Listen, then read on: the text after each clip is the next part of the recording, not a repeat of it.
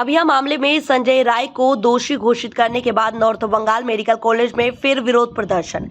Rape मामले में Sealdah court ने संजय रॉय को दोषी करार दिया है और दोषी पाते ही डॉक्टर और जूनियर डॉक्टरों ने एक बार फिर north Bengal medical college Asian highway 2 के गेट पर विरोध प्रदर्शन शुरू कर दिया। मेडिकल कॉलेज अस्पताल उनका दावा है कि इस घटना के पीछे संजय रॉय अकेले नहीं है, उनके अलावा और भी कई लोग हैं। तो फिर सीबीआई अब तक दोषियों को क्यों नहीं ढूंढ पाई? राज्य और केंद्र सिर्फ संजय राय पर ही जांच प्रक्रिया खत्म करना चाहते हैं, जबकि सलाइन मामले में 12 डॉक्टरों के खिलाफ अनुशासनात्मक कार्यवाही का भी विरोध कर रहे हैं।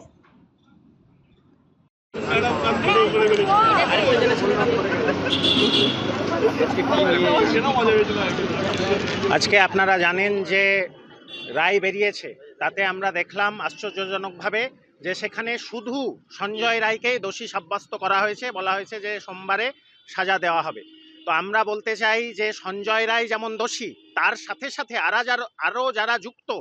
রিসেন্ট কিছু রিপোর্টে আপনারা সবাই দেখেছেন যে কিভাবে central forensic science laboratory report, সেখানে দেখা যাচ্ছে যে অভয়া মৃত্যুর আগে স্ট্রাগল করেছে, অথচ 3D স্ক্যানের মাধ্যমে সেমিনার রুমে কোনো স্ট্রাগলের চিহ্ন পাওয়া যায়নি।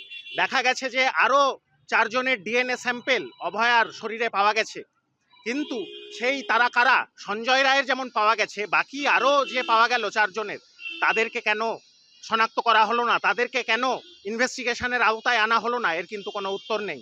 তাহলে আমরা চাই যে সিবিআই এবং রাজ্য প্রশাসন তারা যে যুক্ত হয়ে বড় বড় রাঘব বোয়ালরা যেহেতু জড়িত, সন্দীপ ঘোষের মতো প্রাক্তন প্রিন্সিপাল, টালা থানার ওসি অভিজিৎ মণ্ডল, এরকম রাঘব বোয়ালরা আরও নিশ্চয় জড়িত, তাদেরকে আড়াল করার জন্য আমরা দেখছি যে সব কিছু সঞ্জয় রায়কে দিয়েই শুধু চালানো হচ্ছে। আমরা এই রায়ের বিরোধিতা করছি। আমরা চাই যে সমস্ত যারা যারা দোষী, যারা জড়িত অভয়ার খুনের ব্যাপারে, তাদেরকে শাস্তি দিতে হবে, যারা খুন এবং ধর্ষণে জড়িত এবং যারা তথ্য প্রমাণ লোপাট করেছে। আমরা দেখেছি যে মৃত্যু হয়েছে ভোরের আগে, অথচ এফআইআর হয়েছে রাত 11টার সময়। আমরা দেখেছি বাড়িতে ফোন করে বলা হয়েছে সুইসাইড। আমরা দেখেছি যে তথ্য প্রমাণ লোপাট করার জন্য সেখানে দেয়াল ভাঙা হয়েছে। আমরা দেখেছি বাইরে থেকে লোক ঢুকিয়ে 14 তারিখ রাতে ধ্বংসলীলা চালানো হয়েছে আন্দোলনকে ভাঙার জন্য এবং তথ্য প্রমাণ লোপাট করার জন্য। তাহলে এগুলো যারা করিয়েছে এবং এগুলো যারা করেছে তাদেরকেও তদন্তের আওতায় আনা হোক, সাপ্লিমেন্টারি চার্জশিট দেওয়া হোক সন্দীপ ঘোষ এবং অভিজিৎ মণ্ডলের নামে। এগুলো আমাদের দাবি। হ্যাঁ, আমরা তো আন্দোলন চালিয়েই যাচ্ছি এবং সমগ্র সাধারণ মানুষের কাছে আবেদন করছি যে এই আন্দোলনের মাধ্যমে আরও যে দিকগুলো উঠে এসেছে, যেমন মেডিকেলের দুর্নীতির ঘটনা। আপনারা জানেন যে মেদিনীপুরে প্রসূতি মারা গেছেন, যে স্যালাইন, ইনফেক্টেড স্যালাইন চালানো হয়েছে, যে Ringer's lactate, RL, Paschimbanga pharmaceuticals, বোঝাই যাচ্ছে এরা ড্রাগ কার্টেলের একটা অংশ।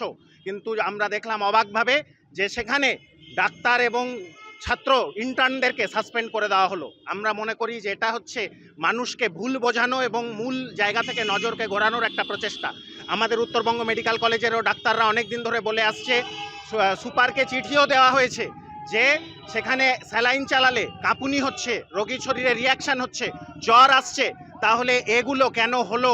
এর তদন্তও হোক এবং যারা যারা জড়িত, এই ওষুধ, এই যে ওষুধের মধ্যে যে দূষিত ওষুধ দেওয়া হচ্ছে, তাহলে এগুলোর মধ্যে যারা জড়িত, মানুষের প্রাণ নিয়ে ছিনিমিনি খেলছে, তাদেরকে অ্যারেস্ট করা হোক, এটারও তদন্ত করে শাস্তি দেওয়া হোক। JTV न्यूज से जुड़े रहने के लिए हमारे खबरों को लाइक और शेयर करें, हमारे चैनल को सब्सक्राइब करें और अपडेट रहे हर छोटी बड़ी खबरों से।